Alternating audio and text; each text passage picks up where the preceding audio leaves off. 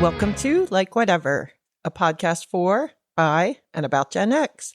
I'm Nicole, and this is my BFFF, Heather. Hello. So I had a near-death experience last week. Yes. Heather talked me through it. So we had a tornado in Delaware, which is rare. Very. Very rare. And said tornado ripped the roof off of a couple of hotels and ripped down telephone poles and trees and all kinds of fun stuff. And it was 0.4 miles from my house. I kept giving her the updates on where it was. She was, because of course I didn't have my phone charged. Man, unprepared. Of course the power went out. I was in a central room in my house with my 5 cats in the dark. Oh my God. And I could hear all the chaos outside. I swear I felt that tornado, man. I swear. I even texted Heather. I was like, man, it sounds weird out there. Like there's something not right. Yeah, you did. Mm-hmm. So, yeah, so Heather was keeping me posted on, and then like later I'm getting all these like from my parents in Florida and my son in California. And they're like, I just saw the news. I'm like, yeah, I just lived it. I was here for it. Yeah, so then Heather finally gave me the clear to leave the bathroom. I tried to leave earlier than I did, but she said, you're still in a warning. So I stayed. And then I came out and I didn't have any power and it was getting dark and I don't have any way to light my house because I just moved and I don't really have a bunch of candles. I had like 1 candle and 2 votives. So.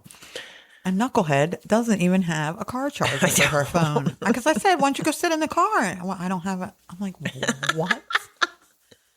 I was all kinds of unprepared. All kinds. I can't live like that. I'm just very lucky that all of my cats love me and trust me. And when it came time to scoop them up, nobody gave me any trouble except Storm, of course. Oh, yeah. Well, she's my alpha cat. And she went and hid under a bed. And so I'm leaning down under it. And I'm like, we're going to fucking die if you don't come out. And she's just looking at me. She eventually came out. I think she knew something was wrong and she was scared. But she eventually came. So we survived. But yeah, it was pretty nuts. And then all night, sirens and horns. Yeah. And next day, all helicopters. And it was... Yeah, it was a pretty big deal. It was. It made national news and everything. So if y'all saw on the news, Delaware had a tornado and you saw the damage, that was right by my house. Yeah. We just don't get that kind of weather. We get warnings, not warnings. We get watches where it could. There's the potential for and we get water spouts a lot. Mm-hmm. We do get water spouts a lot, but right where she lives is a weird spot where there's no water around all the way. And I don't know why through central Delaware. Right in downtown capital of the state. Yeah. Like it was crazy. Yeah. It was. And she was updating me and it was coming down the road. The right headed for direct hit for my house between the road it was traveling and the water. Like should have passed over me. Luckily, it skipped over a little bit. But that road it was coming down, I've driven down it. There is stuff down everywhere. It is crazy. They said it was an EF1. Yeah. Which I know to some that's a wimpy one. But when you live where you don't get them. And I have always felt very strongly that I could not live somewhere where they have tornadoes. Yeah. And now it's proven I couldn't do that all the time. No. It was very stressful. No, it is stressful. And I wasn't really even in it. Mm-hmm. But we did have tornado warnings down my way later. Not exactly, but where my aunt lives, one never hit the ground, but she was hunkered down. Yeah, she was also in I texted her and she said she was in the bathroom. And I was like, okay. Well, it's nice to know when we have tornadoes, we have you to check up on all of us. That's right. I am here. Yes, you are. And I'm a weather nerd. You are. So I like to follow it. Yes. And I was following them all. Yeah, it was exciting. We also just got some sad news before we did, right before we came on. Yeah, just brand spanking new that Miss Dolly Parton has passed. Unbelievable. It really is unbelievable. Very sad. She was only 80. I know. Her husband did just die last year, though, so I wonder. Yeah, I think that happens. They have not said what but I assume it was she had broken been heart. battling some illness, and her husband just died last year. I would imagine that whatever illness she had prior to him passing. And Yeah, because they were married, I think, 59 years. it was like 60 years. Yeah. So, R.I.P. Dolly. Yeah. Thanks my for mom and dad everything. are at 50. How old am I too? 53, 54. Dang. I know. And she hasn't killed him. That's crazy. I don't know. Actually, I don't know that because she says he's out on the bike right now. Oh, I don't. But his van's gone. No, it's in the yard. Oh. Say she messed that story up already. She said he's on the bike. I don't know. That's iffy. What else? Oh, it's mail count, so I'm stressed out. Ugh. Yeah. Yeah. You and this mail count. I fucking hate it. Every 6 months. Yep. So my pay will change in another month. It's the most ridiculous. Yeah, and you don't know if it'll go up or Nope, down. I don't know if it'll go up or down. I do not know. That's crazy. Fingers crossed that it will not go down. Yeah. I'm hoping that it goes up a little. But who knows? Hard to say. Actually, now they've made it. This is even more fun. That actually now our pay changes monthly. Yeah. Yeah. Yep. Mm-hmm. Yep. It's supposed to only be if you have growth, but they are now adjusting. I think everybody's up or down once a month. Yeah. That is the wildest thing I've ever heard. It's scary. It is. How are people supposed to live like that? Well, and it's because it's not just like small, like, oh, well, you're getting $50 less a paycheck. One of the carriers has lost $6,000 a year. Damn. Yeah, I lost 10. And this last 6 months ago, I lost, I think it was like 4. Yeah. So hopefully the good news is I have to work my days off from now until perpetuity because we have no help. All of our helpers have quit. So I get paid mad money to work my day off. But on the other side of it, I had become a little bit accustomed to having 2 days off a week. But it's fine. It's fine. Everything's fine. As long as you don't have a hole in your sock. For real. So we discussed this earlier. Today, my work bestie was irrationally angry at the end of his little rant. He said, and I have a hole in my sock. And I was like, that is probably what will do it because yesterday I too had a hole in my sock that made me irrationally angry. Yeah. And then I had to deal with someone in my work.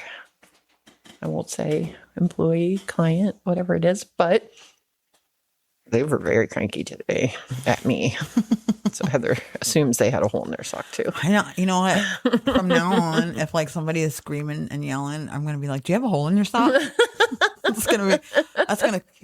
Look, that'll diffuse the whole, like, because if somebody said that to me, I'd be like, I don't know. Well, that wins both ways. Because if they do, they're going to be like, oh my God, yes, I do. And then you can talk about that. Or they're going to be like you said, like, what? It's gonna take their anger down a second. Let's give them something else to think about. You're right. You don't want to bring anybody's anger down. You want to fight. Yeah. But then that might make you fight. Be like, yeah, let's go. And I'll be like, I get it. I had a hole in my sock also. It's very infuriating. Especially when it's in the middle of the day and there's 0 things you can do about it and you have to walk everywhere. And it's just getting worse by the second. And you're just like, I swear to God, I'm going to lose my shit right here. I did. And then I got the scratch on my nose. Oh. Yeah, the bird. Yesterday. I'm surprised I don't have one from my kitten. Attacking. Yeah, my bird took off and smacked me in the face. And also made me irrationally angry. I was like, oh. So everyone went into their perspective or into their respective cages and I went into my bed, which is also my cage. And I said, that's it. Today is over. It's 6:30. I don't care. Today is over. Yeah. Yeah. There was another reason I was angry. Like, I had to go inside. This fucking kid outside. I live in an amusement park, right? Okay. They're go-karts. They're not exciting go-karts. They just go in a little circle. It's not even that long. It's not even that cool. But this dad and the kid were screaming at the top of like they were on the greatest roller coaster to ever exist, like that. And I was like, I don't know. I don't know, sir. Stop. It's not that fun. I promise you, it's not. I don't care if you have never been on a go-kart before. Yeah, exactly. That is not that much fun. Yeah. So. Yeah. That's it. Lots of things to irritate you this week. Yeah. All right. Well, before we get into it, like, share, rate, review. Yes. Find us where you listen to podcasts. Indeed. Follow us on all the socials at Like Whatever Pod. Yeah. We have a website, likewhateverpod.com. We sure do. And we have an email, likewhateverpod@gmail.com. Yeah. Let's fuck around and find out about gray divorce.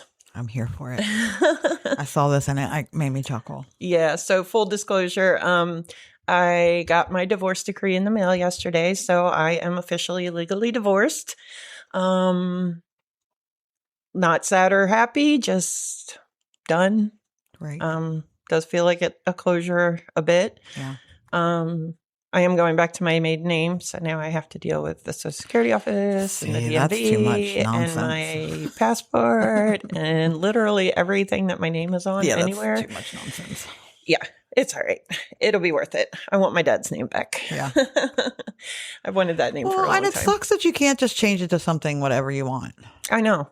Like, I just want to be my own name. I want to make my own name now. Yeah, I know. You can't do that. But they're not going to charge me anything to change it. No, because you're going back to your maiden name. Mm-hmm. And it's in the documentation that I'm legally my maiden name again, which is pretty fun.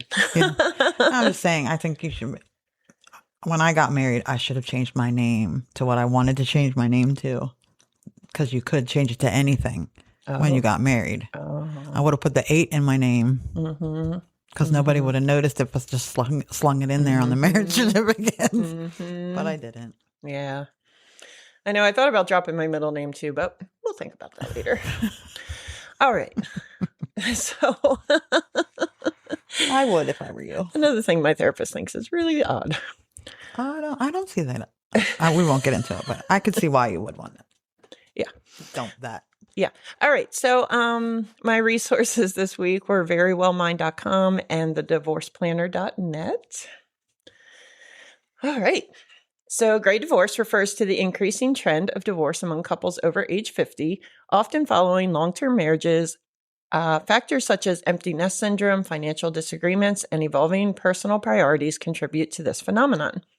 Understanding these reasons can help older adults navigate the complex emotional and financial impacts of divorce at this stage in life. Bill and Melinda Gates, Hugh Jackman and Deborah Lee Jackman, Rhea Perlman and Danny DeVito. What did these couples have in common? They all divorced after decades-long marriages. There is a growing trend of older couples deciding to end their marriages. Research supports this. A 2021 report by the U.S. Census Bureau found that more couples over the age of 65 are divorcing after being married for many years. So, why are older couples, after spending nearly half their lives together, ending their relationship? Why, oh why? You know why? Holes in socks. Possibly. This phenomenon, known as gray divorce, helps explain the rising number of single-person households in the U.S. Gray divorce is on the rise, and the reasons behind it are complex and varied. Statistics suggest that baby boomers are more prone to divorce, and factors like empty nest syndrome, shifting priorities, financial problems, and reduced stigma surrounding divorce can all play a role. Divorcing after age 50 is becoming more common, and this can potentially affect a person's well-being. I know it did mine for the past year. Whew, happy to be coming out the other end of that one. Gray divorce is often defined as divorce that occurs after the age of 50 following a long-term marriage. These individuals have often been married for many years or decades, but ultimately decide to split during the later years of their lives. So my ex and I were married 17 years. Yes. So it was long. Yes. It was long. A lot of it was really great, and then it wasn't. Why are so many older couples getting divorced? Whereas younger couples divorce because of incompatible parenting styles or difficult relatives, older divorcees are more likely to split due to empty nest syndrome, infidelity, and financial differences. Instead of fighting over custody of the kids, elderly couples are more likely to argue over pension plans and retirement savings. Divorce can take a massive financial toll, and older adults who are closer to retirement age or already retired have less time to recover. I will also say financial had a role in my divorce as well. Yes. I have a theory. I think because, I mean, this is not really your case, but I think for some people, when they marry their spouse and then they have children and then they spend 18, 25 years raising children. And I told my sister this when, not that, no, there's no chance of that marriage ever falling apart because no two people have ever been more compatible ever than the two of them. It's impossible. But that doesn't mean they can't go through struggles. I always told her that you need to go on dates, no matter what, even if it's once every 3 months, because, and you're not allowed to talk about your kids. You're not allowed to talk about work. You have to talk about something other. They do a good, they didn't really do that. They kind of did, but they kind of didn't. But they like ride the bike together. Yes. Stuff like that. Because 20 years of raising kids, you become different people. Yes. And if you don't keep checking in with each other. Yes. And, you know, when you come out the other end, you might not like the other person because you haven't seen him in 25 years. You know what I mean? Like, right. Yeah. Like empty nest syndrome was different for me because, this is my second divorce. I divorced my first husband after 14 years, with 3 small children. But we had split custody. So I was already used to not having them half the time. So them leaving wasn't quite the same, I think, for me as it would be for someone who was still with the person that they had the kids with. Right. It's funny. I was away for work recently, and one of the ladies that I was out there with, we were talking, and she's going through that right now. Her 2 oldest are, I think, already out, and the youngest is just going to college first year. Yeah. And she legit was stressed. Like, I don't know what I'm supposed to do with myself. I don't know how to spend my time. And she's like, I would like to do this or do this. And I'm like, oh, get your husband to do it. And she's like, yeah, right. But he's like he's a Sussex County guy. Yeah. You know, drives a pickup. Yeah. He's not fancy or wants to do entertaining things. So it worries me, you know, for her. Like, I hope that they can find. Yeah, that's what I'm saying. Like, they're not the same people that. No. I mean, he might be the same person when they got married, but she's not. Right. Because he was kind of the breadwinner, although she works as well. But I think he makes considerably more. And she was like super mom. Right. Like, she made advent calendars for her kids every Christmas. Even she still does. Like, makes them, not that's builds crazy. them. Yeah, and she sends like care packages to her kids, and they're like, Mom, you're so embarrassing, because shit flies out of it and sparkles and all that stuff. So she's like that mom. Right. So for her to lose, she's really losing a lot of her identity having her children grow up. Luckily, I don't think that's going to be a problem for my sister. They've been pretty, I don't want to say hands off on their kids, but their kids are pretty independent. And I also, especially the oldest one, He's never going to be too leaving far his away. Mom. No, he'll probably build a house on their property. He probably will. He still lives there, which is fine. He's at an age where it's still perfectly fine. He was so cute. He was just darling. Yes, he's 21, and you've all met my sister. And she had a little health issue last week, and she had to have emergency surgery. And I went over after she got out of the hospital, and he came out, and he is. he's always been a little old man. Yes. Like always. Yes. He never called, it's not a bathing suit, it's swimming trunks. And he's always been the most laid back kid and just like nothing, like kids would make fun of him and he'd be like, I don't care. He's a laid back guy. Like nothing really. A lot like his dad. Very much like his dad. Yes. And he came out and he helped her out of the van and he was like holding her arm and trying to get her in the house. And he was just so damn cute. And I was like, damn, he's such a cute little, he's like a whole ass man. Yeah. And she's like, I know. I know. When you told me that story, I was like in my head, because I don't see them much anymore since they're not little kids. I'm picturing this little boy trying to help his mommy out of the car. I'm like, my brain can't picture this a grown adult man. It's weird. It is. I mean, he looks just like his dad, but he's a little bit he's a big kid. Yeah. And it's just crazy. But they were pretty Well, Jess and her husband still spend a lot of time together. Yes. It's not like they have two separate lives off doing two separate things. They do like the couple I spoke of earlier. I think they are a great couple and I think they love each other, but it sounds like they have very separate things that they do. So yeah, I think that's just, and I used to tell her when she was way back, look, because when you come out of this, in 25 years, you want to be able to still like the person that you're married to, exactly. Exactly. You both have to grow together. And if you don't keep checking in with each other. And liking someone is so important. Like everybody talks about love. Yeah. And I used to always say, I love you and I like you because I did. And then the liking went away. Yeah. That was part of the problem. So yeah, you have to like each other. Yeah. Like you have to be friends. You do. To be married. You have to. Yes. So anyway, all right. On to gray divorce. Right. One 2022 study looking at historical trends in gray divorce found that divorce rates among middle-aged and older adults have increased since 1970. Gray divorce was relatively uncommon in the 70s and grew only modestly in the 90s. Well, mostly because you couldn't have a checking account if you're a woman. Yes, exactly. Or a credit card. Or anything on your own. Yeah. Yeah. Barely a job. Yeah. In 1990, 8.7% of marriages among people over 50 ended in divorce. By 2019, that number had grown to 36%. You know what else I think too maybe helped the situation? A lot of these older boomers, whose husbands were older when they went to war, or I guess they didn't go.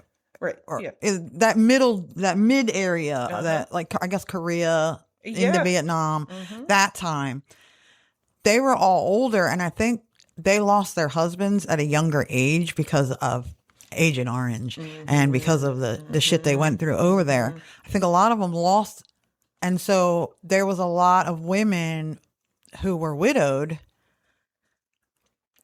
And I also say that, I mean, you look at the Golden Girls and, you watch all these shows and they were having the time of their fucking lives. That is also becoming a thing. I have been seeing that recently. And actually just today, I was looking through the news on my laptop at home when I was supposed to be working. But anyway, and it popped up about this specific group of ladies. And it's like 5 or 6 of them. They live together and they're all finding this Golden Girls lifestyle because they like being with their girlfriends. You split the bills up, however many people are in the house. Like, yeah, that's really becoming a thing too. And I think that's what, people saw that, saw that these women are like having, I mean, everybody knows women live longer than men anyway. So they outlived their husbands and they found these the red hats says it all. I've always wanted to be a member of the Red Hat Society. There's not as many.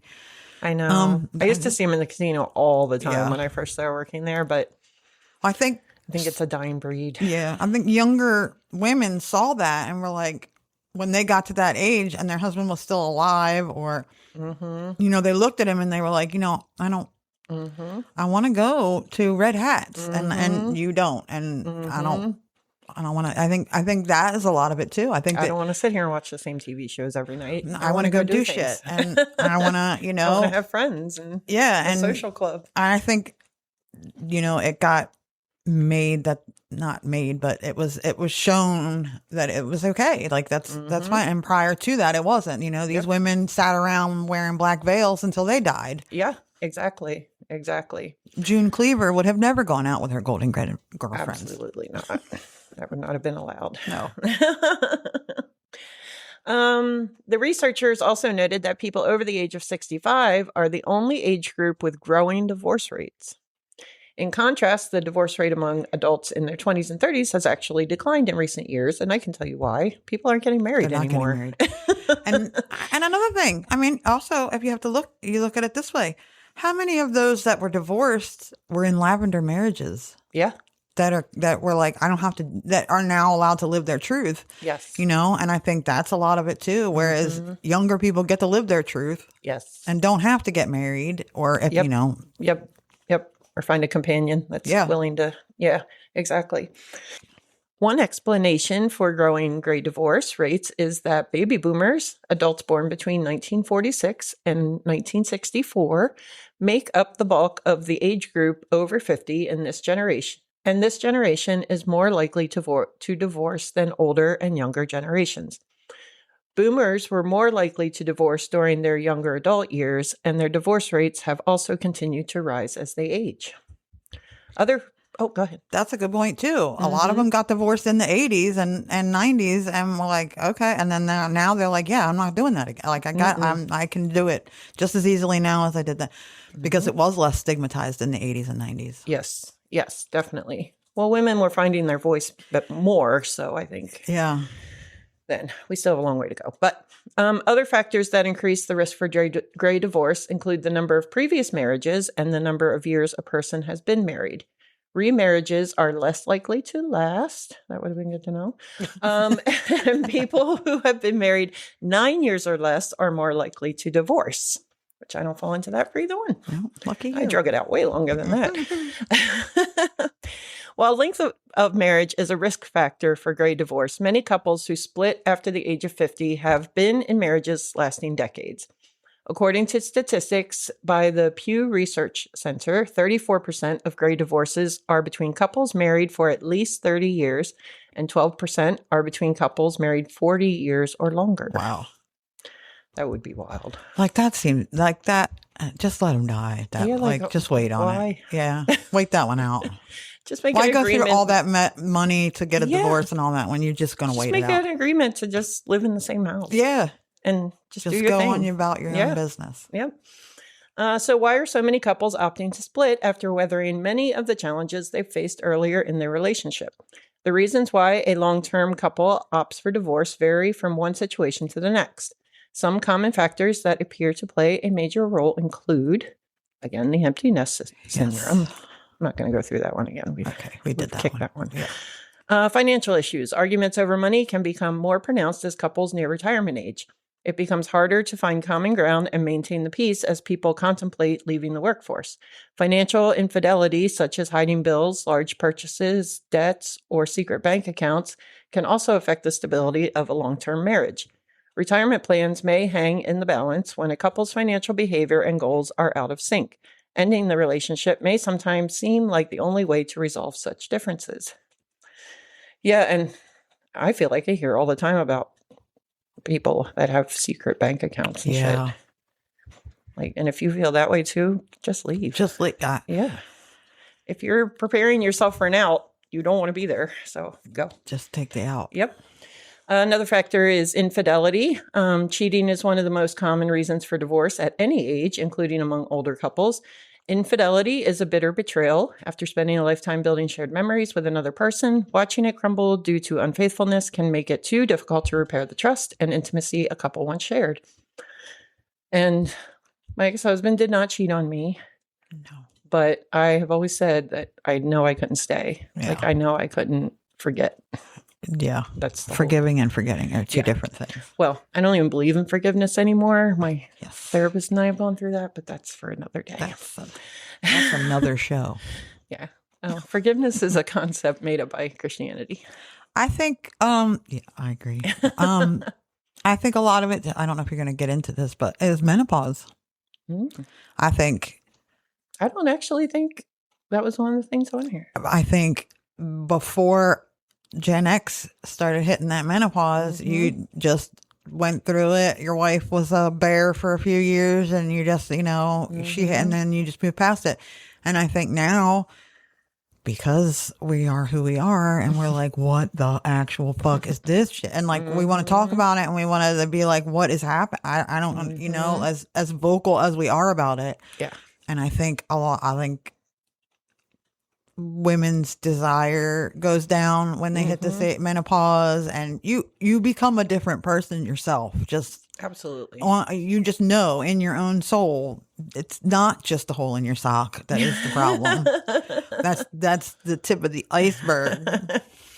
But I also think on the flip side of that, as we hit menopause, and for Gen X, this is already embedded in us, but we just don't give a fuck anymore. Yeah. Well, and that's a good thing, I think, when you can let go of all that dumb crap that.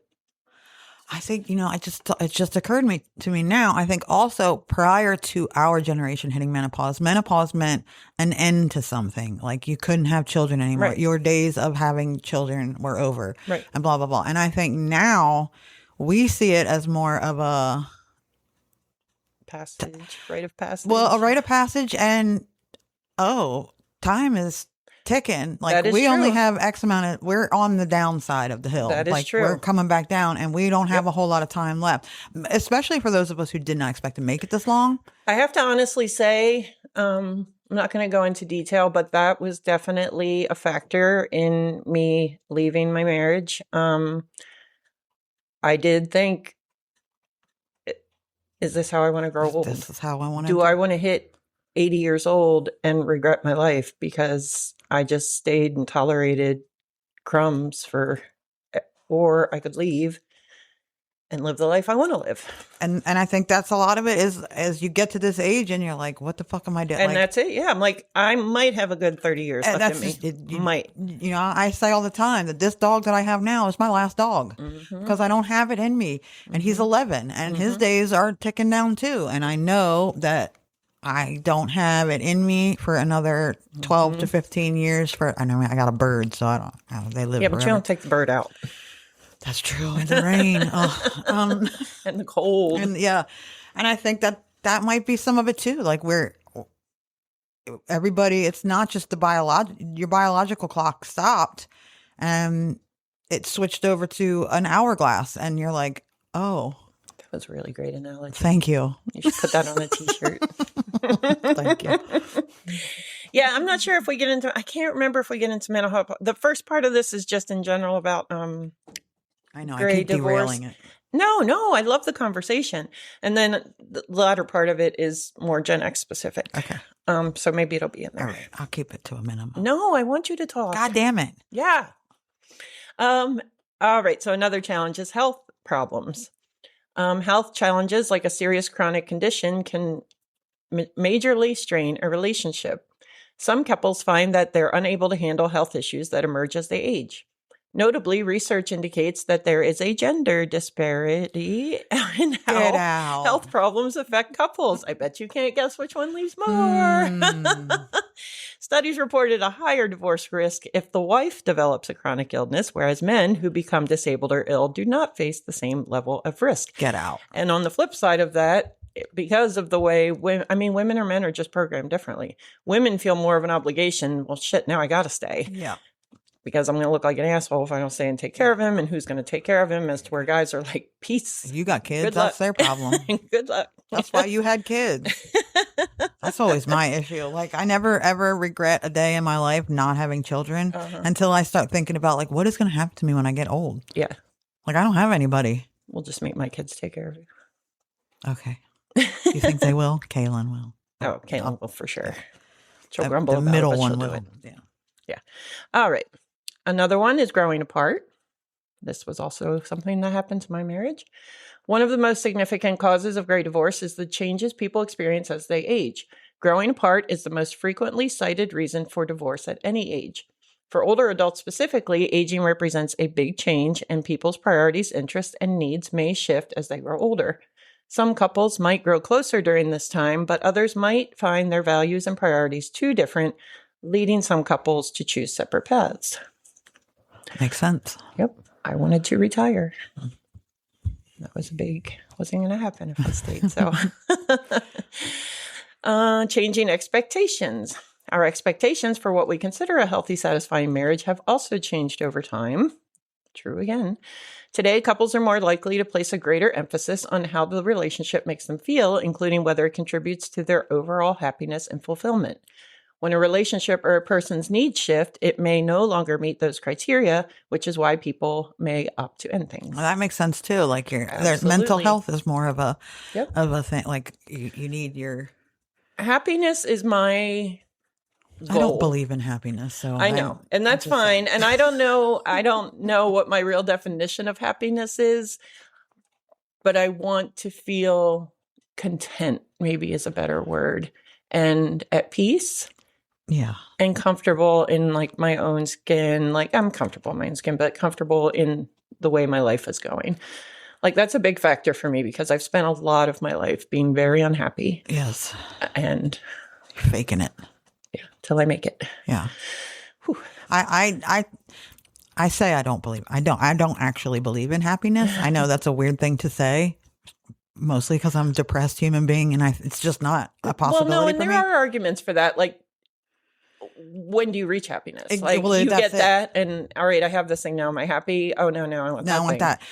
It's something that is a thing that you chase forever. And that is why I say I don't believe in happiness because I think it's unattainable. And to say I just want to be happy, well, you're never going to get there because there's always going to be something that makes it's just an unattainable goal. Like I've always said, people with unrealistic expectations of what life actually is. Yes. Like it's not all sunshine and roses. Like you are not going to be happy. It's rarely sunshine and roses. You're not going to have a good time all the time. Yes.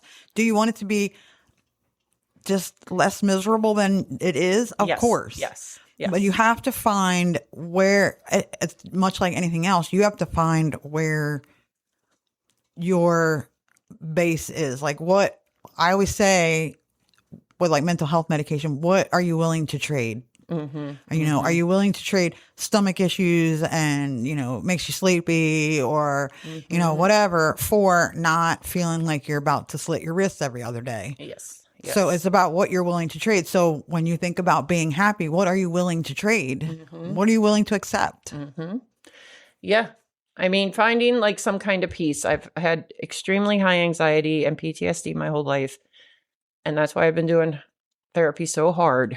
Right. Because I want to be at a point where I don't feel like that all the time. And I am starting to get to that point. Like, I think it's realistic. And I actually asked my therapist once, I was like, so am I just going to have anxiety forever? Like, will medicine and therapy work this out? And she was like, well, I always like to say like, so she puts her hand up by her forehead, up close that way. And she's like, so this is where you max out. And then puts her other hand like an inch below that one. And then when something happens, boom, you hit max immediately. Like there's no room. So we want to get it so that I'm like a foot below that. Right. So when things happen, I can come up, but not max out and regulate myself back down. And so that makes sense to me. I can understand that and I can accept that. As someone who has battled anxiety for 52 years now, it is at some point you do have to be like, all right, yes, I'm anxious. And I feel like once you get a hold of it and figure out how to deal with it, that's because I don't feel as anxious as I used to. Yes. I still don't want to make phone calls. Like no. It's the worst feeling and I don't want to do that. Thank God for technology and chat bots and stuff like that because no, I don't want to make a phone call. But I don't throw up now every time I go to the doctor. Right. So that's good news.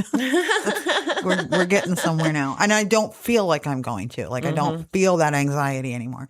I have also been medicated for quite some time now. So I don't know if that's, I just dulled it out of me or what, but. Yeah. All right. Societal changes. So societal changes have also influenced this relationship upheaval. Older adults were often raised with the expectation that they would marry, have children, and grow old together. Today, many now recognize that there is no one-size-fits-all path to a happy life, and women have more freedom and financial independence to past generations. The majority of all divorces are initiated by women, and this is true for gray divorce as well, says Kate Engler, licensed couples and sex therapist at 3 Points Relationships. In the last 50 years, women have gained greater economic independence and have held and maintained their own careers. This has created more options for women on many fronts, including deciding to divorce. As a result, people are less likely to stay in marriages that don't meet their needs, even if it means calling it quits after spending decades together. Engler notes that other factors such as increased life expectancy have also played a part. With increased life expectancy, many people, particularly women, look down the road at what remains of their life. I'm so smart. And think, why would I want to spend these years in a bad marriage? I still have a life to live and I want to be happy. Yeah. I should. Yep. You should be a therapist. Be anything but what I am. You could have said that. Currently. One study found that attitudes towards divorce have become more supportive among people over the age of 50. Reduced stigma around the idea of divorce may also lead people to choose to leave rather than stay in an unhappy and unsatisfying relationship. And the funny thing is, my therapist has asked me periodically over the past year if I feel any guilt, like the stigma part of it. Right. That was never an issue for me. No. I don't give a shit what people think. No. Because for the people on the outside who are critical of the fact that you're getting a divorce, they're probably people you don't hang out with and that you know very well. Like, true story. And the people that I'm close to, when they found out, were like, okay, good. Yeah. Like, they're seeing the actual, like, yes, this did need to happen, as opposed to all the naysayers on the outside. Financial considerations in gray divorce. It's important to note that divorce can have serious financial consequences for couples that end their marriages later in life. Gray divorce can be financially devastating to both parties. It was just one. Anyway. But often people are saving for a joint retirement, and this will likely be split with divorce, leaving people with far less income than they anticipated. While divorce has economic impacts at any age, some considerations that are particularly significant for middle-aged and older adults include dividing assets, retirement savings, healthcare costs, housing and legal expenses. Evidence that a late life divorce has a major effect on an individual's financial situation and well-being. For example, research has shown that gray divorcees gray divorcees have less financial security than their married or widowed peers. While both men and women take a significant financial hit, evidence indicates there is a gender disparity in these effects.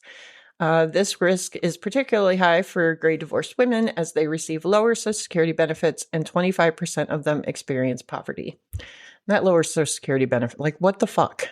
Yeah, I just looked at mine. Yeah, me too.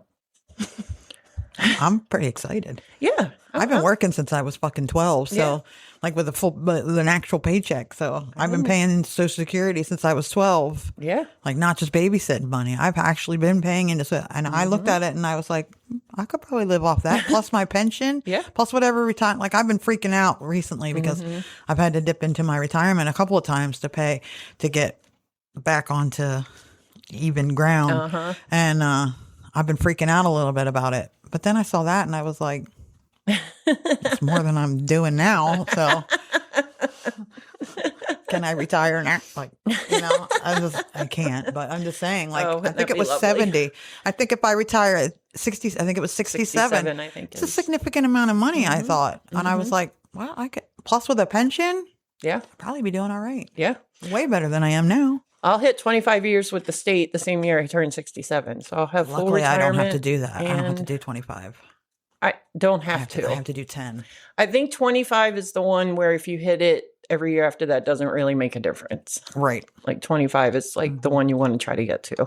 But it's only 1% or so more if you go. Right. I just have to have 10. Okay. Good. Because you started late. Yes.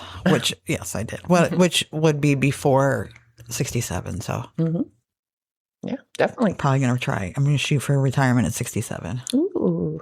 I won't. I don't know. I don't think I'm going to be good at retirement. I cannot wait. I think I can, but then I can't. I don't know. We'll see what happens, but I can't even take a day off. So men and women both feel the financial toll, but the effect on women is much longer. One study found women who divorce after the age 50 experience a 45% drop in their standard of living compared to men with a 21% drop. On the societal level, older couples who divorce can create challenges for an already strained housing market. Finding housing that is affordable, accessible, and safe for the needs of an aging population can be particularly difficult. That is exactly why all those assisted living places have the tiers now. Yep. Where you can have a condo and then you move inside and then you move to the nursing home. It's like a tiered system. It makes total sense. It's brilliant. Whoever came up with that, fucking brilliant. Yep. All right. The emotional and psychological impact on gray divorce. Gray divorce also has profound emotional effects. It's a significant life change at any age, but this transition can be especially difficult when it happens after a long-term marriage. Elderhood is often a point where many people feel settled, but gray divorces can have their sense of security upended. That did happen, yes. And grief and loss. Whew, did I go through some grief? It's normal for people to feel a sense of grief and loss when they let go of a shared connection and the dreams and hopes they once shared together. For some, the loss of what was one of the most significant relationships in their life can feel very much like experiencing the death of a loved one. Sure. And it did. It felt like, yeah. I mean, I've had a lot of grief in my life, and that was it. Yeah. Engler explains that people often experience what is known as ambiguous loss, characterized by feelings of grief. This loss is considered ambiguous because while the person is still out there, they are no longer present in your life, which is the weird part. Like, there's a lady I work with. She's in her 60s. Her husband just tragically passed away after not so long battle with cancer. And she's just devastated. I mean, they were great together. And I feel like I understand somewhat how she feels. Even though my husband didn't die, he's still not in my life anymore. Right. So I've been trying to be a little extra kind to her. Because I also remember, like, when I first left, everybody came to, like, support me. Right. And then as time went on, people have lives. I'm not mad. But I just kind of stopped hearing from some people somewhat. And that is the hardest part of grief. It is. Especially the grief of a partner. Yes. It's when I lost my significant other at 25. It's everybody else moves on. Yes. And you are stuck. And, it's not anybody's fault that everybody. Absolutely not. Everybody has to go back to their lives. And, and you do too, but it's so much harder. I just feel like, because I know I've always said, I understand that the loss of a child is probably the worst loss you can feel. I get that. But then I also felt, well, they had each other and they had their other two children. And I'm here by myself with nobody. Every day I have to come home. Yeah. And so I get it. That's the hardest part of grief, when everybody else moves on. Yes. And you don't. So that's why I'm trying to still, like, I bought her a book last week. Remember the chicken soup books? Yes. I had forgotten all about those. And it just popped in my head. So I got her Chicken Soup for the Grieving Soul, because he died probably like 2 months ago now. Yeah. And she'll call out of work occasionally, or somebody will come to me and be bitching. She's in such a bad mood. Oh, yeah. Leave her alone, okay? And it's so weird how grief just comes out of nowhere. Yes. Like, it's just like you just be walking. For me, there's two in particular, and this has been 6 years ago now. And it's sometimes a smell or a certain song just comes, and it just hits you out of nowhere, where it's just like, something happened the other day and it stopped me in my tracks, and I don't remember what it even was, but it'll hit, and that's forever. Yeah. Yep. And it can be crippling sometimes. Yeah. So the mental health effects of gray divorce are also important to consider. Some people experience a sense of renewal and freedom as they let go of a relationship that no longer serves them. Others, particularly those who didn't initiate the divorce, may be left struggling with feelings of stress, anxiety, and depression. When a lifetime partnership ends, they must find a way to readjust and rethink what brings them meaning, purpose, and connection. And I will say that even though I initiated the divorce, I had that. Like, I was struggling with that in therapy. I was like, well, now what do I do? What are my hobbies? What do I want to do? How do I want to spend my time? Like, and I put so much stress on it while I had a million other things going on. And I finally was like, you know what? Just one problem at a time. Let's settle. Let's get into like a routine and a regular, some semblance of regular life. Right. And then we can consider. But really, I just like to sit on the couch and watch TV. So. Oh, it's the best thing ever. I think about doing things and I'm like, meh. That's going to be my problem. Like when I get old and everybody's like, let's go cruise. I just want to sit and stare at a TV. Like, I know when I see like, especially people in like their 80s, like traveling internationally. And I'm just like, oh man, that's not going to be me. No, that's not going to be me. I am not going to have the stamina. See, that's how you and I are going to, like, I always would We're feel. We're going to be the golden girls. Sitting on our couch. I was starting to feel guilty that like I struggle anyway because I'm a picky eater. And so everybody has to work around me. And because I don't like to go places and people force me to do things, which is what people have to do. Like you have to, and I might not look like I'm having a good time, but I am having a good time. I just don't want to do it. And you just want to be back home. Yes. So I've always felt like, because we've always had the plan that when we got old, we were gonna get a house and that we were gonna live happily ever after. We're still gonna do that. I know. So I would always be like, well, but the problem is she's going to want to go to Brazil and she's going to want to do this. And I want to sit on the couch and stare at the TV and watch murder shows. Well, this might work out. I'll find other people to make travel with me and you can stay home and take care of our pets. I love that. Deal. Got it. See, just keeps getting better and better. Divorce can take away some of the built-in structure of interacting with others that occurs as a couple and a family. Without it, we can feel aimless, not a part of the rest of society, and lonely. Never. I've never a day in my life felt lonely. Since we talked last week and you said you weren't capable of being lonely, I have repeated to people that I don't think I'm capable of being lonely. I do not get lonely, but I do have the urge sometimes to be a little bit more a part of my community in some way. And what I think I'm going to actually do is my dad's a member of the American Legion in Florida. And because he served, I can join. Right. And I actually have talked to the people at the American Legion near my house and got the application. And I might go join that. And I'm thinking, no pressure. I'm not going to start volunteering and doing all kinds of stuff like that there. But maybe on Fridays when I get off work, I go sit and have a beer. Right. And maybe a little snack, get a little dinner. Yeah. And chat with people. Yeah. And then go home, stay there for a couple hours. And I might try that out and just see, because I'm very comfortable in that setting, because that's what I've grown up with my dad and Janet, whether it was the Moose, the American Legion, AMVETS, whatever it was, that's my dad's spot. And I also feel like I'll feel a little more connected to him too. And they used to go to this same Legion when they lived up here. So I'm sure there are people there that know them. So I feel like it's a good environment for me to dip my toe in and and see if I like it. Makes sense. Yeah, we'll see. You might want to do your diary.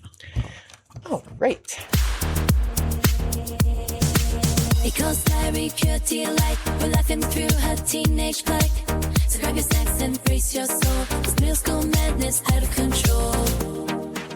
All right, it is time for Nicole's diary. Apparently, when I hit this stage, I just liked jotting down one sentence once a week or so. So, I have excerpts here from October 19th, October 29th, November 3rd, and November 8th. Wow. Yeah, and they're kind of sad. Oh, no. Two are the same and the other two are the same. Oh, no. All right, October 19th. I heard today that Oscar might be dying. I'll find out Friday. Oscar was my dad's tuxedo cat that he already had when I was born. So by 85, I was 12. Yeah. So, yeah. And there's a crying face here. Yeah, of course. Yeah. Sad time. It was. October 29th was my first band parade. Oh. I was in the Halloween parade. Of course. And we scored 64.3. I don't know if that's good or not. I don't know either. But I remember I played piccolo in that. Yep. Mm-hmm. Yep. November 3rd, my hamster Digger died. Oh, that's a great name for a hamster, by the way. I know. Another sad face. This is just full of sadness, this one. It is. And then November 8th, the homecoming parade, which was my second parade that I never got into. Were you in middle school? Mm-hmm. They went to the homecoming? Yeah. Oh.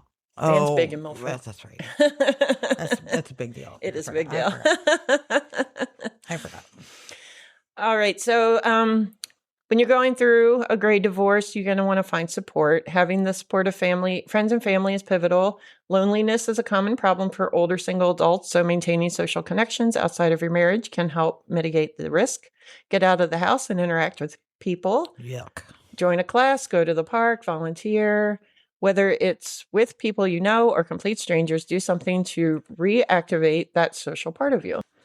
So the more you engage, the easier this stage of life becomes. And I will say, like I said, I don't get lonely, but I know I'll never forget the first maybe month or two that I had left. I was a mess. I didn't know which end was up. I didn't know what to do. I did have a lot of friends come to me and support me and talk to me. And like I said, while they have fallen off this year, that was all genuine. And I know it was. And I knew I had people around me if I needed them, right. You know? But also what was so important was the women supporting women that I experienced was absolutely amazing. Yeah. Like I went to the eye doctor as soon as I left because I could afford to buy glasses now and I really needed them. So I got there and they did everything and they wanted me to have some special tests done. And I was like, I can't afford the extra. If the insurance doesn't pay for it, no. Yeah. And then I had to order my glasses, but I didn't have the money right then. Like I wasn't going to have it till I got paid. Mm-hmm. And so there were like 3 women working in there who all came together and they were like, we're not going to charge you for the test that you need to have done. And just put $5 down on the glasses and then come in and pay for it when you can. But because I told them, you know, I just left my husband, and I was kind of a mess. And that happened on numerous occasions where I would, because of my anxiety, I tend to just blurt things out. Like I need people to understand why I'm acting the way I'm acting. So I blurted it out a lot, but I got a lot of support. Yeah. Like even if it was just, you know, it gets better. I promise you it gets better. Right. Like I know it's really hard right now, you know, women who have been through it before and stuff. So that was just really awesome that happened to me at the time. And you also want to give yourself time. While divorce is difficult at any age, ending a long-term relationship might be harder to process. Give yourself time and grace. I say I'm giving myself grace all the time. As you navigate these complex emotions, it's normal to feel grief, sadness, anger, bitterness, and relief. And set boundaries, which I've been having so much fun with this one. She has. I am a boundaryaholic at this point. She is. Don't even look at me funny. There will be a boundary thrown up in front of you. She is surveying everywhere for birth. I am. Because a lot of my mental health issues and a lot of the keys to my having a more peaceful, more content life is cutting off other things that it wasn't just my ex-husband. Nope. Not by a long shot. Nope. So, so create and maintain boundaries with your ex as well as with kids and friends who may feel the need to express their opinions about the end of your relationship or whatever other reason you may feel that you need to set a boundary. Yep. All right. It's perfectly acceptable to cut people out of your life that are toxic. All right. No one generation is immune to the end of marriage, but how we handle a separation or divorce is a real reflection on the ideals and values we hold as truths. Generation X has always done things differently, and they've applied this mindset to divorce. A groundbreaking study by Divorce Online has shed new light on the phenomenon that has long intrigued both the general public and experts alike, the 7-year itch. Mm-hmm. This concept, suggesting marriages begin to unravel around the 7-year mark, has now been supported by evidence, and the study revealing a peak in divorces at this time conjuncture in marriage. The infamous 7-year mark appears to be a significant tipping point, with data revealing a spike in divorces around this period. Interestingly, the study also found that individuals from Generation X, those born between 1965 and 1980, in case you didn't know, were most likely to experience a divorce, with financial issues often cited as critical factors in this decision. Finances can be a hot button topic for each issue, but the strain it can put on a relationship is a real issue that many of us have to contend with. So here's what the study found. The 7-year itch phenomenon is real, with the highest number of divorces happening around this mark. Generation X couples are the most susceptible to divorce, with the peak happening at an average age of 43.9 years. Financial concerns were a substantial catalyst. The study did not find significant differences in divorce rates based on geographical location, suggesting that cultural or regional differences do not significantly influence the 7-year itch. As Mark Keenan, CEO of Divorce Online, perfectly summarized, our research sheds new light on marriage and divorce trends, particularly affecting Generation X couples. This critical knowledge can inform support during this transitional period, as couples may face unique challenges that lead to an increased risk of divorce. This study emphasizes the importance of understanding the dynamics at play during different stages of marriage. Specifically targeting Gen X, there is a clear need for tailored support and resources to navigate midlife challenges that could potentially increase their risk. There's an opportunity, a necessity even, to evolve how we respect and connect in our relationships. As we cultivate these skills, we can work towards deeper and more fulfilling relationships, even if that means starting over in some cases. One of the most striking findings of the study is the identification of Gen X as the demographic most likely to experience divorce, particularly around the average age of 43.9. This statistic not only challenges previous misconceptions about divorce rates among different age groups, but also brings to light the unique challenges faced by couples during this life stage. The study cites financial issues as the principal reason for divorces within this demographic, suggesting that external pressures are a significant factor in the breakdown of marriages. This revelation calls for a deeper understanding of not just the emotional toll of marital problems, but also the economic dynamics that can exacerbate these issues. In response to these findings, professionals in the field emphasize the need for targeted support and resources for Gen X couples navigating this precarious terrain of marriage around the 7-year mark. Recognizing and addressing unmet needs and respecting each other's boundaries emerge as a vital strategy for marital longevity. Gilly Chaplin, the clinical director at Counseling Wiltshire, points out the generational challenge of lacking the tools for expressing needs and setting personal boundaries, a crucial aspect of sustaining healthy relationships. This study also brings to the forefront the importance of evolving relationship dynamics, particularly for Gen X, to foster deeper and more fulfilling relationships. Some individuals might find that starting anew is a part of this evolution, paving the way for healthier dynamics in future partnerships. You know, I wonder how much of it also is because we were adults at 8. Mm-hmm. And, you know, previous generations weren't adults until they were 18. Mm-hmm. So, you know, 30 years of adulthood put them in their 50s. Mm-hmm. And they were like, you know, and they get to retire, so they don't have to be adults anymore. They get to go be grandparents and all that. Yep. And then, so meanwhile, 30 years of us being adults is in your 40s and in your 30s for some of us. And it's, you know, you did that and I know for myself, I'm tired of being an adult. I don't want to do it anymore. It's too hard. It's just too much. It really is. And it feels like it's never going to end. Or it's never going to get better. No. Like, why is it always just hard? It is hard all the time. Always. and it's not just, I mean, I know you and I also have financial struggles and stuff like that. Mm-hmm.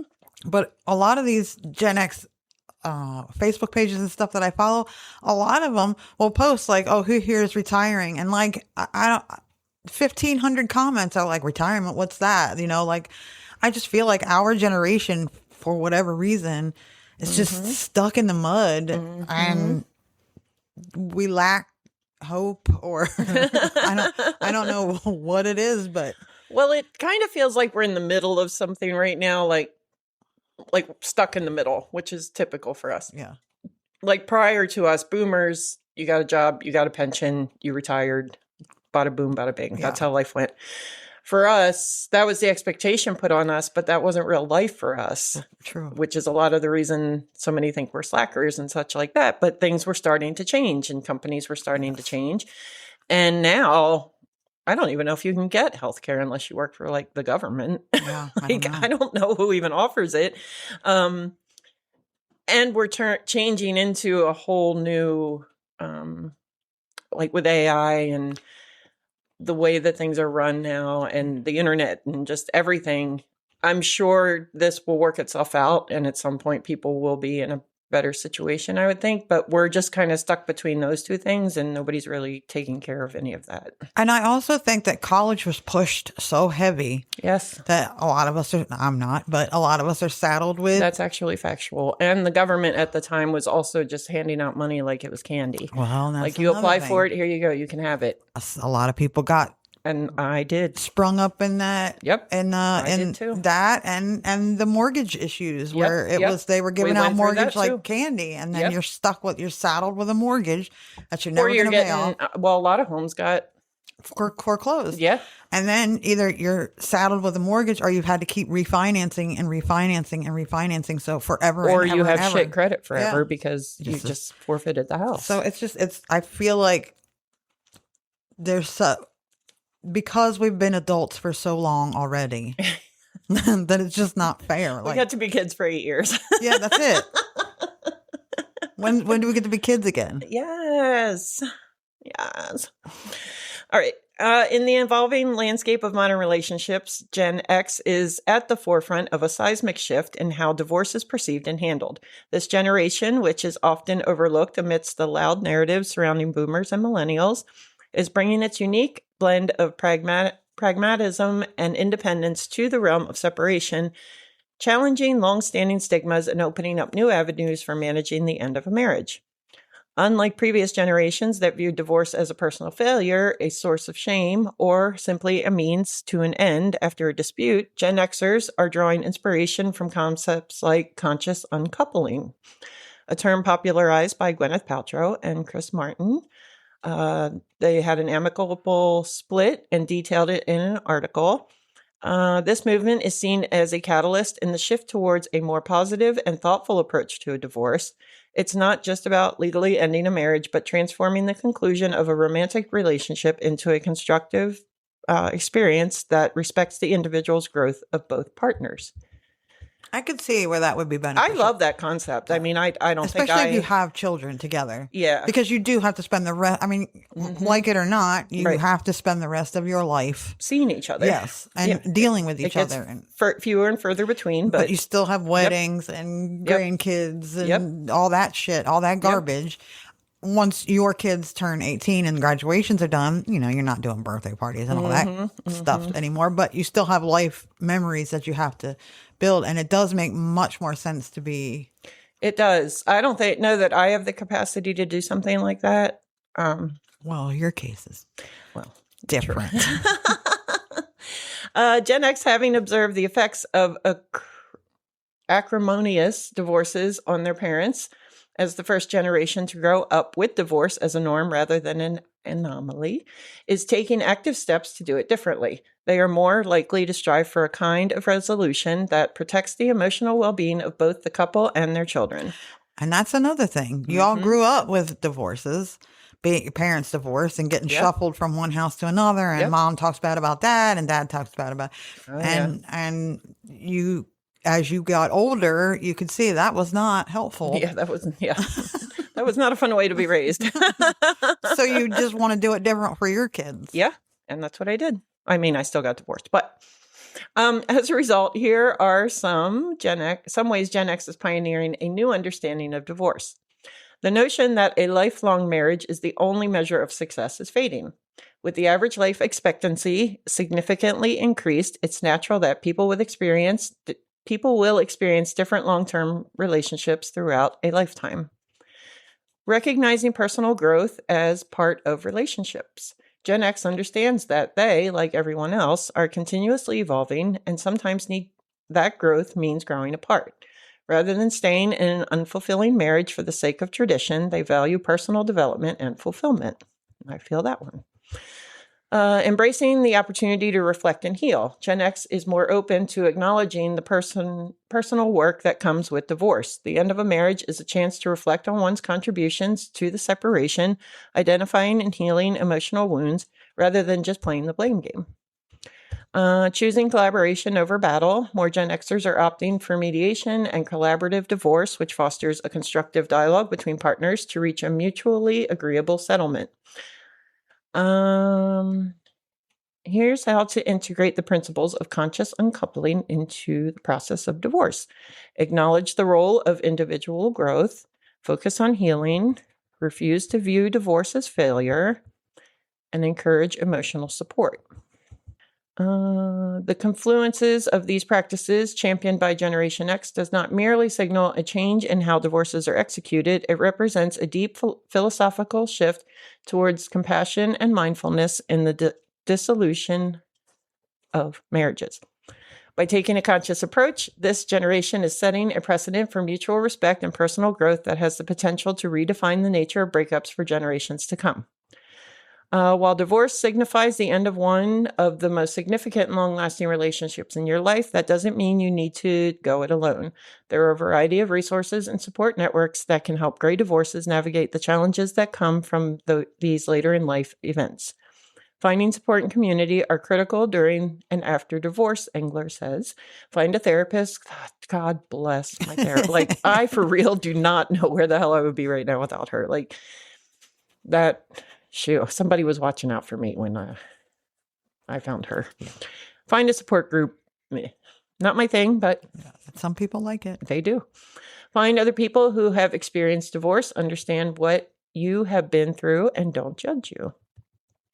A few options include family and friends. They can be your most powerful forms of support. Mental health professionals. Financial advisors, for those of you that have financial. I think one of the most important things you can have is a friend who will say, do you want me to agree with you? Mm-hmm. Or do you want me to tell you the truth? I love what you said to me. I don't know if you remember. I say a lot of things to you. I say a lot of opinions. I think we recorded the day before I was going to tell him I wanted a divorce. Yes, we did. It was a mess. Mm-hmm. And I told you, and I said all the reasons why, as I do, I have to justify everything in my head. And I said, what do you think? And you said, all I know is you've been very unhappy for a long time. Yes. And that's all you said. Mm-hmm. But that was enough. That's what I needed to hear. I didn't need advice at that point. I'd already made up my mind. I knew you would take my side no matter what. Right. But just hearing that from an outside perspective, you were seeing it as well. Like that. Well, and because helpful. I think it's important to have, I know my sister says it all the time, because I will say, if she's pissed off at her husband and I'm like, do you want me to agree with you or do you want me to tell you why you're wrong? Mm-hmm. And sometimes she'll say, I want you to agree with me and I want you to be mad at him too. And I'm like, God damn him, you know? Yeah. Because that's what you want. Yeah. Or do you want me to tell you the truth? And sometimes she will be like, okay, what? Mm-hmm. And I will be like, you're being a jackass. Yes. You're being a jackass. Yes. And I think that's important because especially to just ask the question, do you want me to agree with you or do you want me to tell you the truth? Yes. Because then you choose your own adventure. And exactly. Because you could just be like, like you said, I don't need your opinion. I don't want your opinion. I don't care about your opinion. Well, just not true. No, you know what I mean. But in this moment, I don't give a fuck about your opinion. I want you to agree with me, and then that's right. Damn him, and let's get the pitchforks out. Let's do it. I think that's an important thing to have. Someone who is absolutely that can be either your yes man or your you know. And you need to identify those people. Just because you're not you, but just because you're a person that's super close to a sibling. Yes. If that sibling is high energy and high drama and high this and that might not be the person that you want to go to when you really need somebody to just sit down and listen to you. Yes. So figure out who that person is. It might be somebody you work with. It might be a friend. It might be somebody online. That's the final resource I want to bring up. Online resources. There are articles, forums, organizations that offer information and advice regarding gray divorce. So reading stories about other people's experience can be helpful in a way, and you can learn from their lived experiences. So, yeah, that's the end of I just wanted to give out that last resource. Oh, yeah. I think that's important to have, not just somebody who rah-rahs you all the time, but unless that's what you want. And like I said, unless that's what you want. If you want to be rah-rah'd, then I will fully rah-rah you until next month. But or do you want me to tell you the truth? And you know, and that's another thing. Like, you're going to get the truth. Or do you just want me to sit here and shut up? Or do you just want me to and nod my head and work it all out on your own? Yeah, just want me to be a tree stump for a second. I think that's important. That I think, and this is also what I think of Gen X, because I feel like Gen X has friendships that have lasted 30 years. Exactly. So with you and I knew you when you were 19, and I know you now, and there have been times where we have gone months and months and months without talking, when you first had the kids. Yeah. Mid-kid, when the kids were mid-range. Because life is busy, and you were busy, and I can't relate to having kids. No. And, I loved your kids, and I still do. But you know what I mean? Like, I don't want kids, so it's hard for me it drains me to spend so much time with them. So I think that's important too, having a long lasting friendship that knows pre, during, and after. Well, that's funny you just brought that up, because I didn't even think of that through this and talking about my supports. But maybe a couple of weeks ago, I got a Facebook message from a high school friend, and he reached out and he was like, I just now realized that you changed your name on Facebook and you're no longer using your previous last name. And I feel like the worst friend in the world. I hope you're okay. If you need anything, if you want to get together and have a drink, we can get some of the friends together in Milford, if you need anything. So you never know where it's going to come from. Yeah.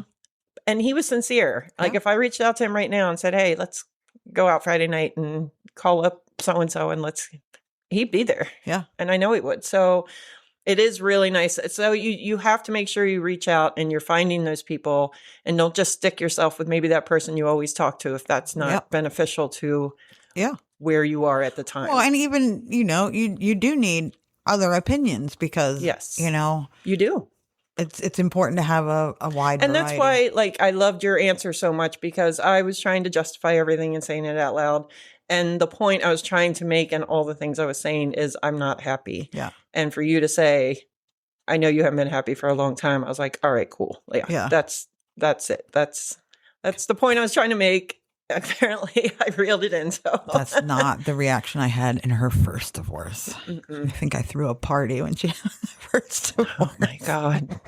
Two very different divorces. I think I threw a party. Yeah. Yeah, I see that people do divorce parties, and I thought about doing an open house, because I just got a new house and the divorce just went through, and only inviting female friends, not to be a jerk, but all my girlfriends, just anybody throughout life, and have it open noon to 6. And if you want to drop in anytime, I'll have some snacks. But I don't feel a particular sense of celebration about the ending of this marriage. I did love him very, very much. And we did have a really awesome time together for a really long time. I mean, I made so many awesome memories with him. Saw so many things I would never see. Went places I probably would have never went. And I do miss all that part of it. Right. So this isn't a, yay, it's over kind of thing for me. It's just... it's closing the book. I've read the last page, closing the book, and it's over. So it's time to move on. Yeah. And I didn't shed a tear either. I saw, because you get that email that tells you what you're getting in the mail that day. And I saw it was coming. And so all day I'm just staring out the window like, where's the mailman? Goddamn mailman.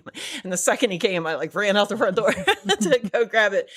Because I just did want that closure. I wanted to get the piece of paper and be like, okay, good. That's done. It. It's over. It's done. I can move on to the next phase. But I do...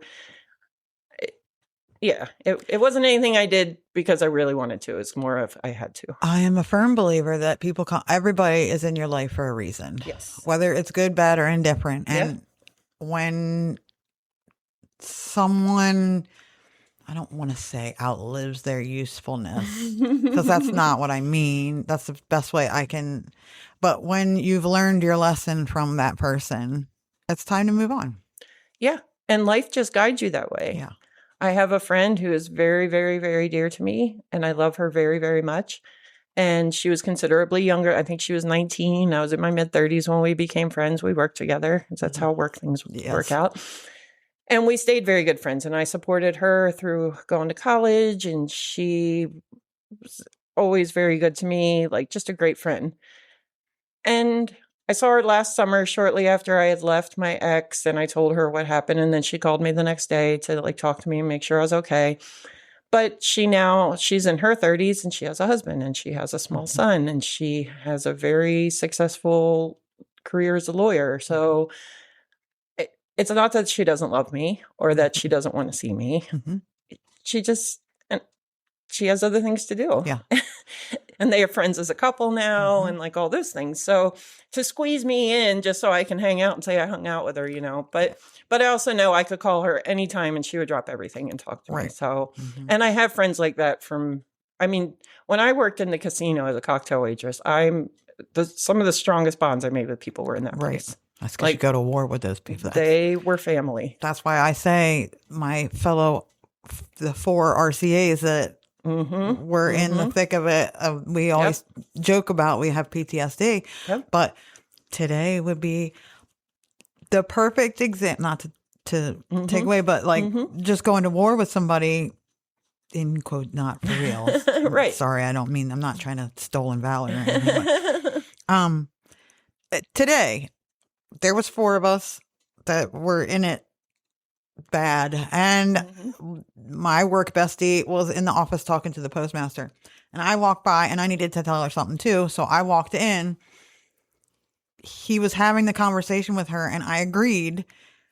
No, he said, yeah, it was her idea anyway. And my postmaster just went, the fact that you knew it was her in here that walks behind you is just insane to me. Because I literally just walked in and stood there and it was like 3 seconds and he was like, it's her idea anyway. And she was like, that just blows my mind right now.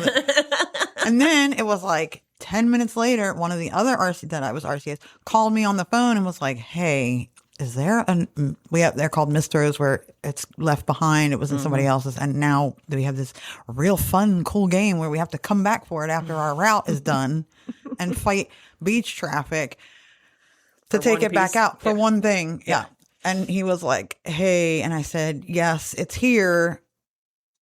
And he was like, and I said, I'll grab it and you can come meet me. And then the fourth of the 4 of us, her route is out by mine and she does it all the time where she'll call me and I want to already be out there and she's like, hey, there's something here for you. You want me to grab it and come meet me?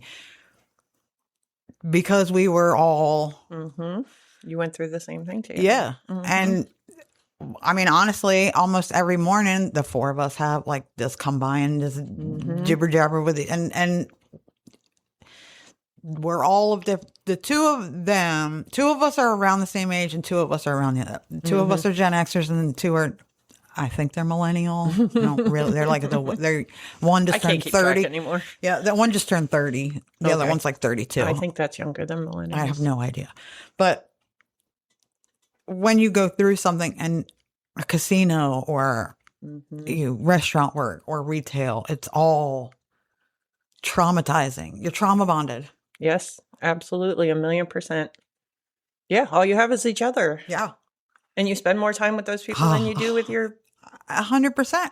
And we used to joke about that all the time. I saw you people more than I see my own bed at this point. Like I see you. That's... you know, when you're trying to tell somebody about, because I get it, it's just mail. And if you don't work for it, you don't understand. But these people do, because they are doing it and they understand that, you know, what is happening and why it's so stressful. And, you know, we're out until 11 o'clock at night and it's dark and I can't see anything and you're in an area you're not familiar with and people are yelling at you and it's just, it's a lot. And, you know, so you become bonded to these people. Yeah, exactly. And they'll always be a part of your life. Yeah. Even if they leave the job. Yeah. Especially with social media now. It's very easy to keep in touch with people. But yeah, it's pretty neat. But yeah, the point to all this was if you need it, not even in divorce, if you need it at all, find your people, find that support that you need, find the right one. And hopefully that helps. In any kind of grief. Exactly. Especially now. And now is a great time in your life to sit down and evaluate who are these people. Yes. Because you are going shit's happening now. Like shit's happening. We're losing parents. We're losing aunts and uncles. We're losing siblings. We're losing, you know, it's like I said, we're on the downhill now. So you got to find your people and know who's going to be there for you. Exactly. I have to start being nicer to Nicole's kids. And my niece and nephew. No, I can make them do it. Don't worry about it. I don't know about your niece, though. I heard she's mean. I also heard that she is mean. Also heard that rumor. But she's a teenage girl. Yes, and all teenage girls are mean. So she's 17. Like she's right in the heart of meanness. Mean, yep. And her mother was mean. Just mean. Yes. Well, thank you for that. That was great. That was good fun. Conversation. It was a really good conversation. I enjoyed that. Very therapeutic for me. Good. And it's very important. I mean, that's where we are. It is where we are now. And even if it's not you, it might be a friend, a relative, somebody else going through it. Hopefully you know somebody who is getting a divorce right now. Oh, yeah. You just know. You do. Absolutely. If you're not, then you know somebody who is. And, you know, just be there. Yeah. Tell them to listen to the episode. Yeah. Like, share, rate, review. That was a shameless plug if I ever saw one. Like, share, rate, review. Please. Tell them to listen to other episodes also. Yes. I don't know which ones because I don't even know what we have. We just have so many at this point. I know, and we're still taking suggestions on that 100 because I still don't know. Oh, gosh. I had an idea, but I don't know. Okay. We'll see. I had an idea too, but I forgot what it was. You should write it down. You know, start a podcast with your friend. And then you get to see each other weekly. This is the thing I always need to remind myself of when I'm like, I don't know how to do anything. I don't have anything. And I'm like, wait, I do a whole fucking podcast that I've been doing for 2 years, once a week. And this literally just started because we were both, I mean, it was my idea and I made her do it. But because we have always spent months where we didn't see each other. And now we're both at a point in life where we can. Her kids are grown. You know, she doesn't have to. I'm out of the job that is making me work all nights. Because that was the other issue then too. I worked all summer. Like you couldn't, from May to October, I was not available for anything. I had to come live with you and work with you to get to see you for one summer. But that isn't why I did it. But all right. Well, like, share, rate, review, as I said. Please. You can find us where all the podcasts live. All of them. You can find us on the socials, like Whatever Pod. We have a website, like whateverpod.com. I'm trying to think of new merch to put up. So. Okay.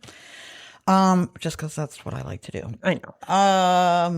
You can send us an email about what is worse than a hole in your sock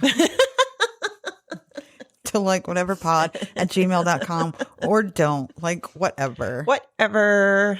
Bye. Bye.